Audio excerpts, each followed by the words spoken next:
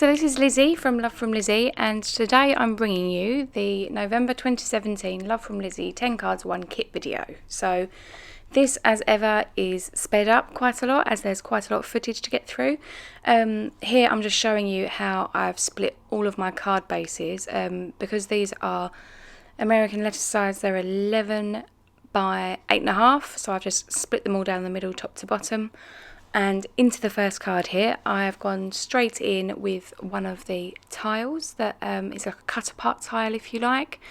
I've just trimmed it out using scissors, and then I've cut down a piece of the blush pearlescent cardstock and used double-sided sellotape to stick it onto the front in the centre, and then using some foam squares have mounted it up into the centre of a brown top folding card base.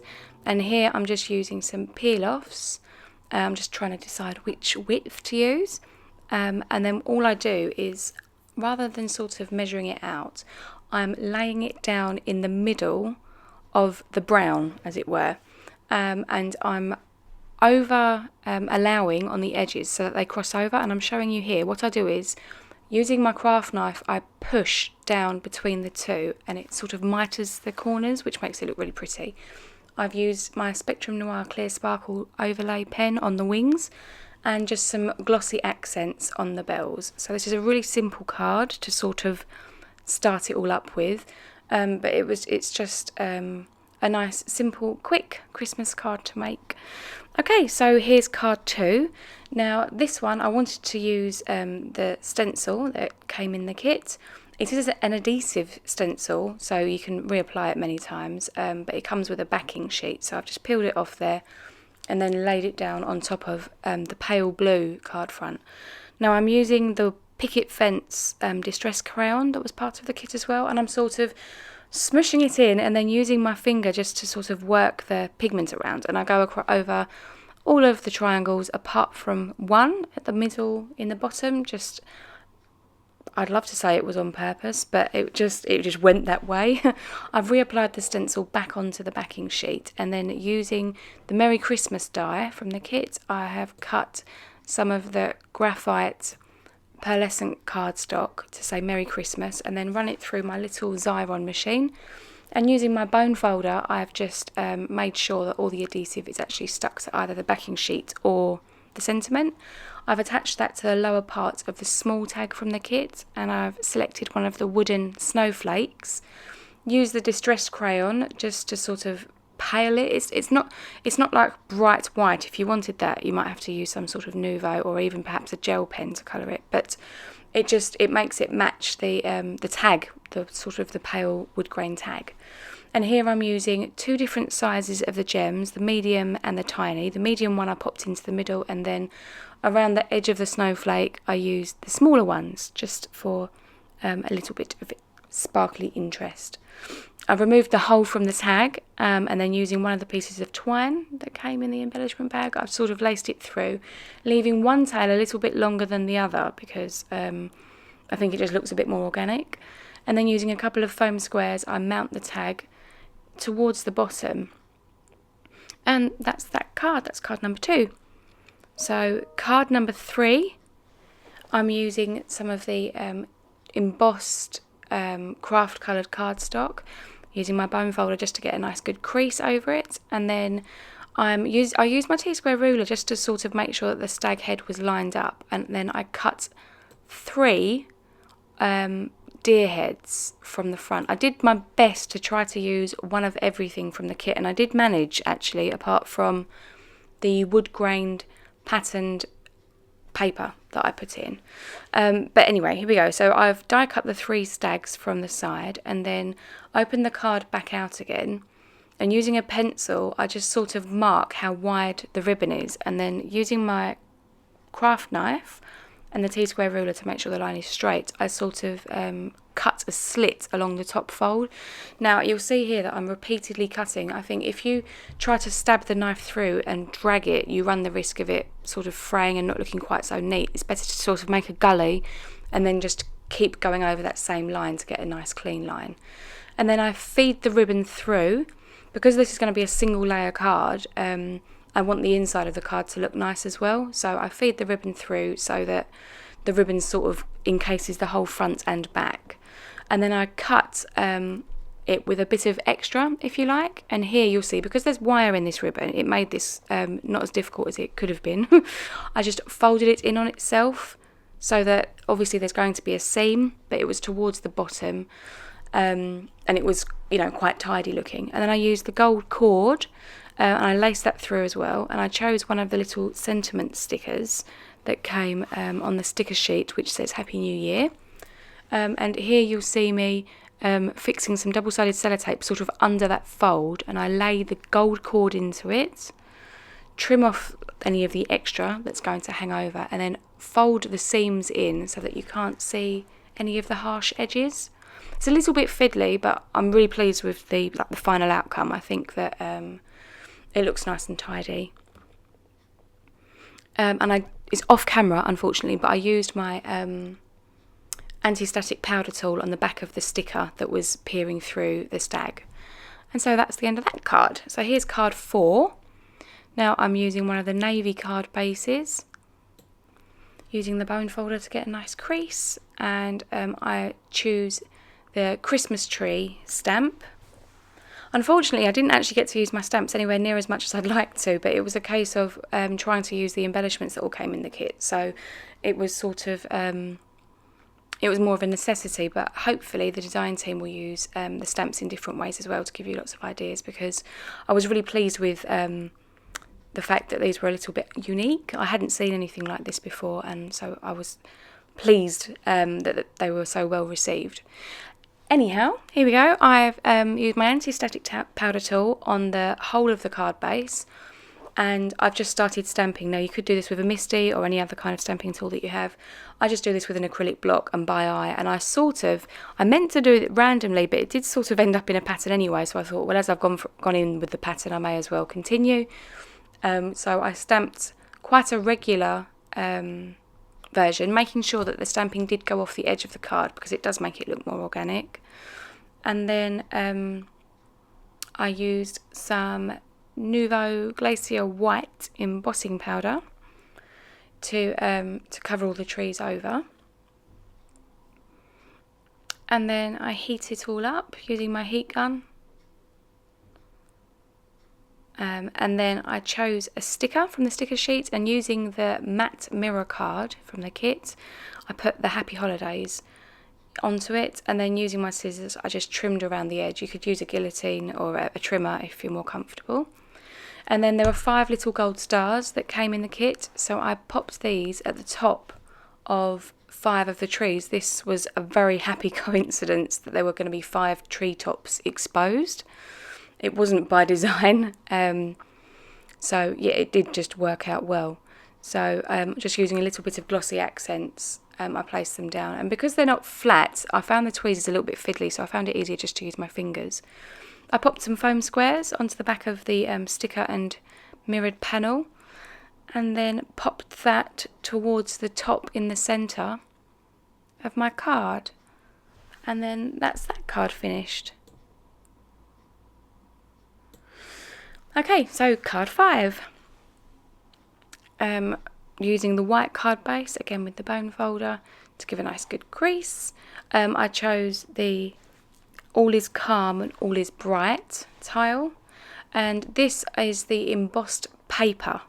Now, with hindsight, I might have matted that paper onto cardstock just to give it a little bit more, to make it a little bit sturdier. It is fine and it looks fine, but if I'd have thought it through, then I might have wanted to make that a bit more stable.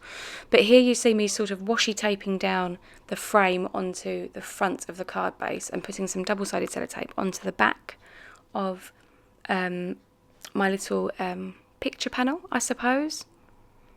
And after a little bit of a fight with the double-sided tape, I then lay it into where the hole is in the paper, so that I know that I have it all nicely lined up. And here I'm using some fun foam. You could use foam tape for this, or foam squares, depending on what you have on hand.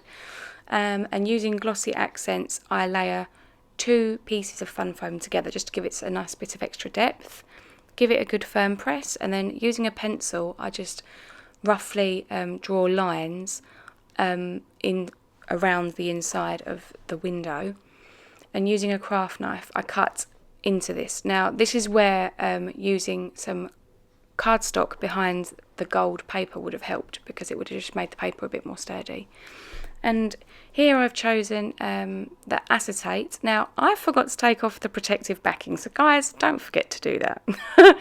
But then I use some glossy accents and I stick the acetate directly onto the fun foam, and then using some more glossy accents I pop the gold frame on top of the acetate. So the acetate is nicely sandwiched, it's all hidden, you can't see anything, and as I say, it's fine. And then whilst I'm just letting that dry, I die cut using the snowflake die 3 snowflakes from the white pearlescent cardstock. And I did edit most of that out because you've all seen die cutting. You can't actually see them, sadly, on camera here, but I've laid them on the front there, and I've also popped some of the sequin mix into the centre of the card front, and now again using some glossy accents just on the fun foam, run around the edge. And I only do put a little bit on there because I don't want it to spill out and for the sequins to sort of attach into it. Please excuse my head. But yes, making sure it's all nice and lined up. Realised that I'd put it on upside down. Flip it around. That's the joy, I suppose, of using a wet glue rather than a tape.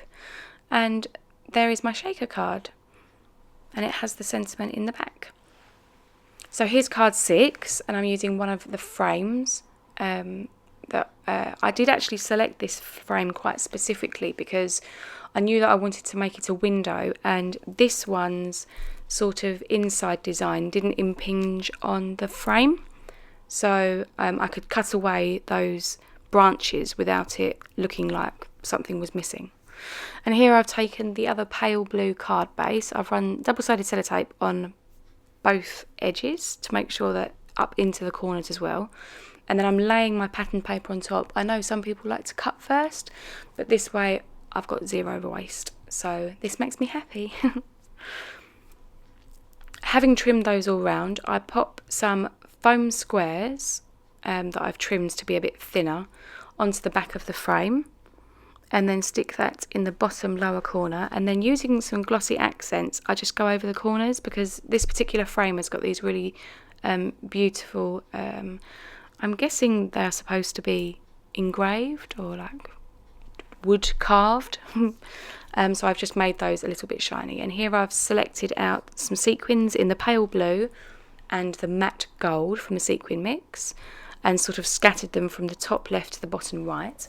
And here I'm popping a little bit of glossy accents onto the back of 25th of December, positioning that also into the bottom right corner, and then I put some glossy accents over the wood veneer, and then that's the end of that card. So here's card 7, and what I've done is I've taken all of my little matchsticks and I've cut them in half, and I did this just with normal scissors. I did take my time to make sure they didn't splinter too much. And then here I'm using anti-static powder tool on the white pearlescent cardstock, and I'm stamping the wood grain heart. And then I use some gold embossing powder over the top of the heart, and then I heat that up, and then I fussy cut this out. I'm not a big fan of fussy cutting, if I'm entirely honest. I much prefer being able to use dies. I think I overkilled it with decoupage in years gone by. But here you'll see me, I've just popped some double-sided sellotape onto the back of the heart. And here I'm using my grid mat. Now, because I'm in the UK, my grid mat is in centimetres. So I've laid the heart so that I'm able to easily measure a centimetre off the edge, as it were, so that the sticks poke out at a centimetre's length from the edge. And I'm working my way around, and I'm doing it in there is kind of method to my madness, so that they're nice and evenly spaced. I start at the top and the bottom, and then I just sort of work my way around. And then once I've got a few in, I no longer need to use the grid mat to measure, because I can see by the sticks on either side that it's the correct sort of width sticking out. And this is, I've sped this up to be like super fast now. But yes, I work my way round. Again, I'm really sorry about my head. It's, I wonder if I've perhaps moved my chair slightly. But yes, I'm working around, just sort of filling in the gaps to make sure that everything's even, popping a little bit of glossy accents in if it's not sticky enough, or trimming the sticks slightly if there's not enough space. And there's my little heart. So I used all 15 sticks there to be able to fill that up. Then I trim a little piece of the striped patterned paper.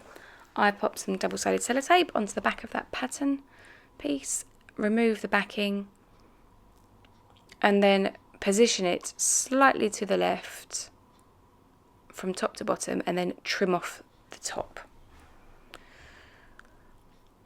Now here I'm using the wire, which is sort of like a really nice metallic deep blue wire, and I wasn't entirely sure how I was going to fix this down, so it's a little bit crude, please excuse, but I just laid some double-sided sellotape in the middle of where I knew the heart would cover, and then sort of laid the nest into it, and then I put another piece of double-sided sellotape on top to make it more secure, double checked that you wouldn't be able to see the tape, and then I popped some extra double-sided sellotape onto the back of the matchsticks as another adhesive, as another way to fix them.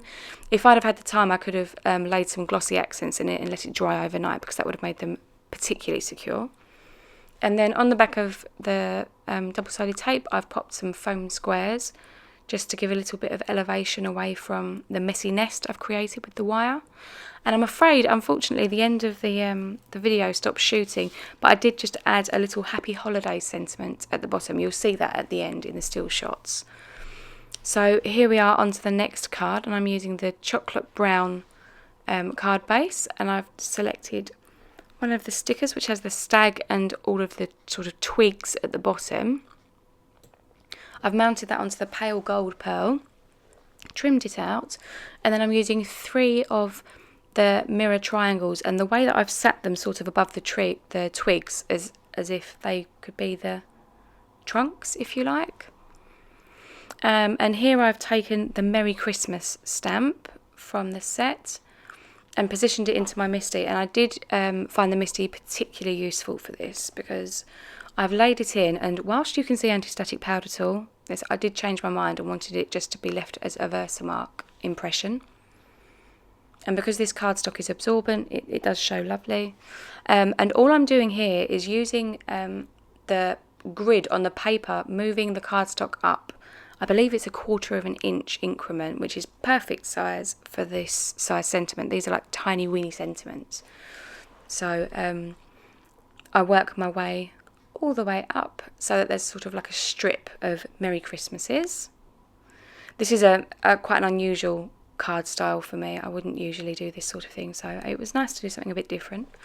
Then I used some foam squares on the back of the sticker and pearlescent cardstock panel that I've just created,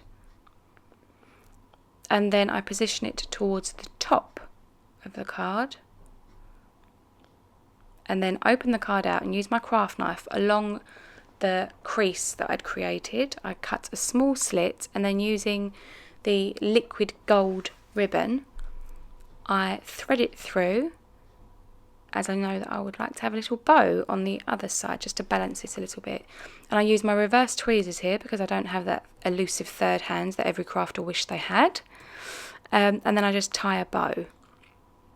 This is a bit fiddly, but because this ribbon is double-sided, it doesn't really matter which way it sits, which is a bit of a bonus. And so there we go. That's the end of that card. Please let me know which of the cards is your favourite, because I think my favourite is card 10, but if you can pop a comment below, it will give me an idea of what you'd like to see going forward. So here I've taken another white card base and I've die cut 3 circles from the front. And then on the back I have laid as much double-sided foam tape as is possible so that it's nice and supported. As you can see here, went a little bit overboard perhaps. And then laying my card on its side so that I can use sort of the craft mat to line it up to make sure it's nice and straight. I push them together, and then I choose 3 of the snowflakes, pop a little bit of glossy accents onto the back of each of the snowflakes, and then I go over on top of all of them. I love just wood with a nice shine on top. They almost look varnished.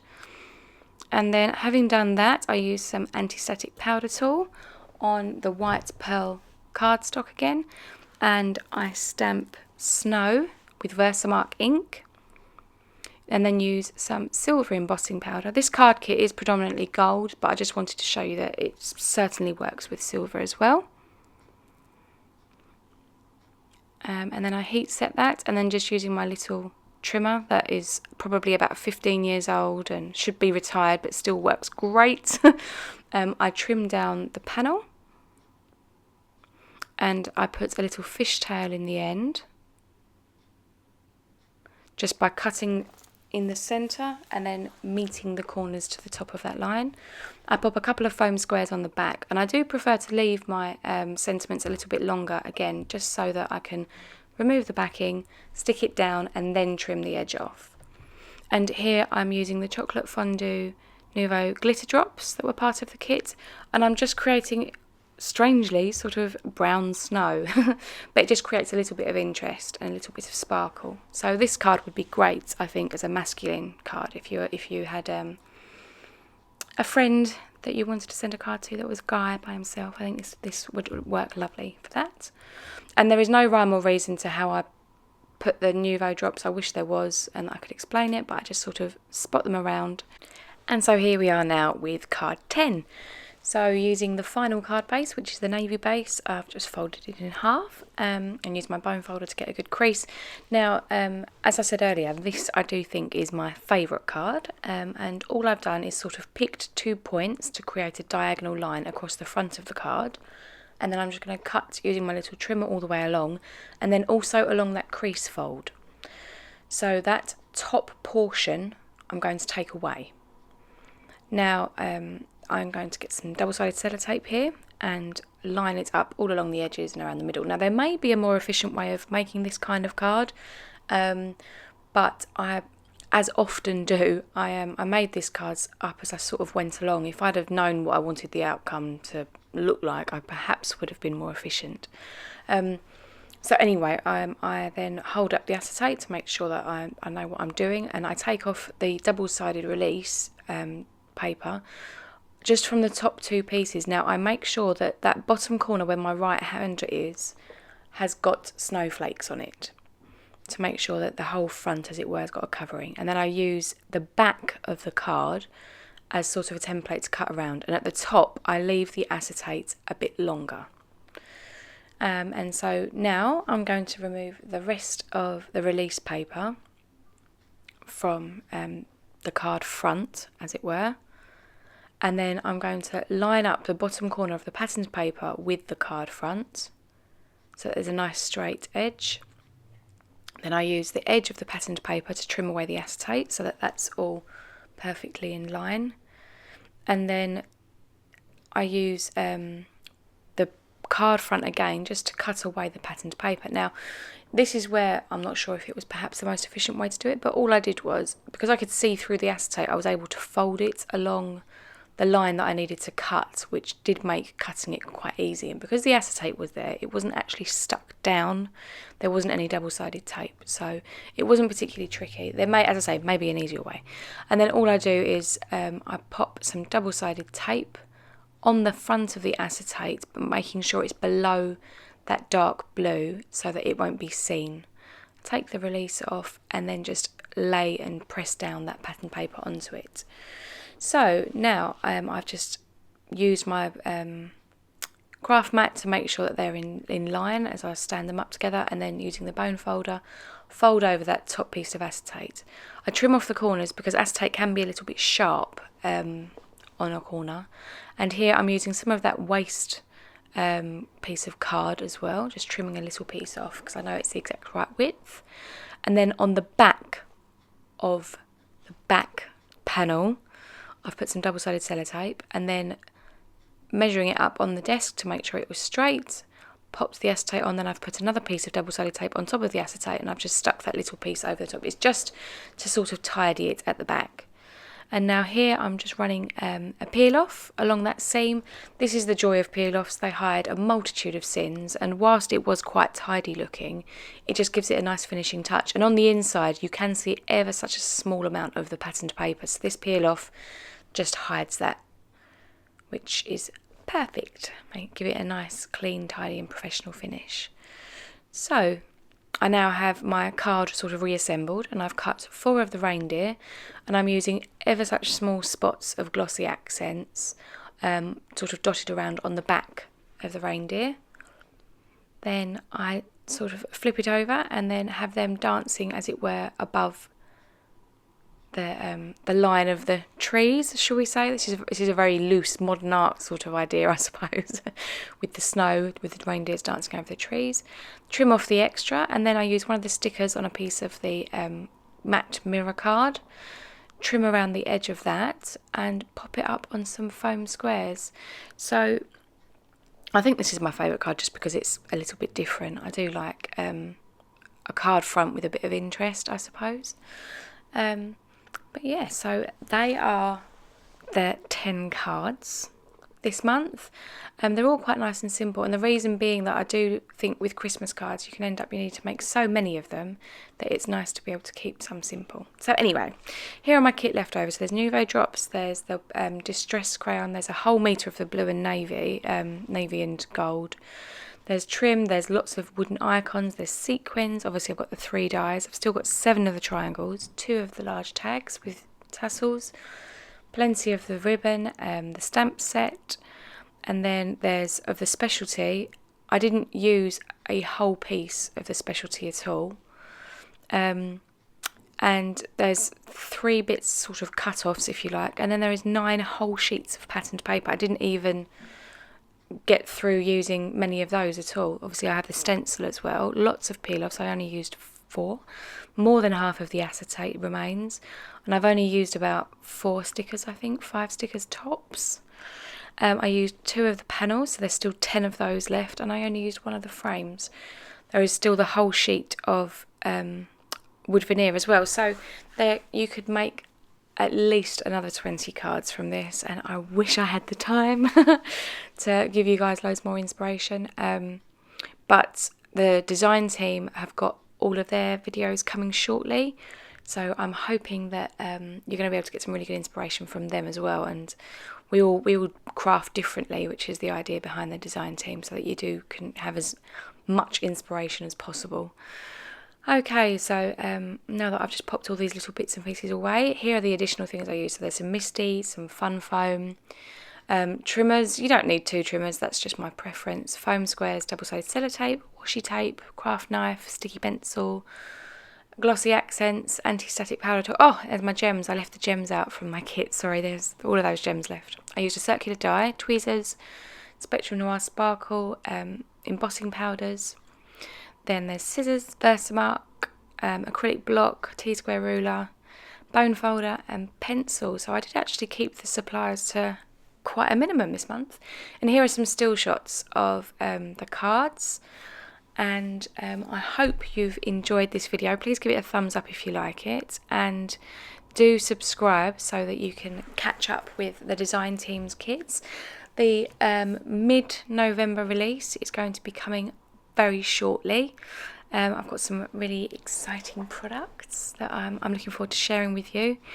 Please do let me know which of these cards has been your favourite, and thanks again ever so much.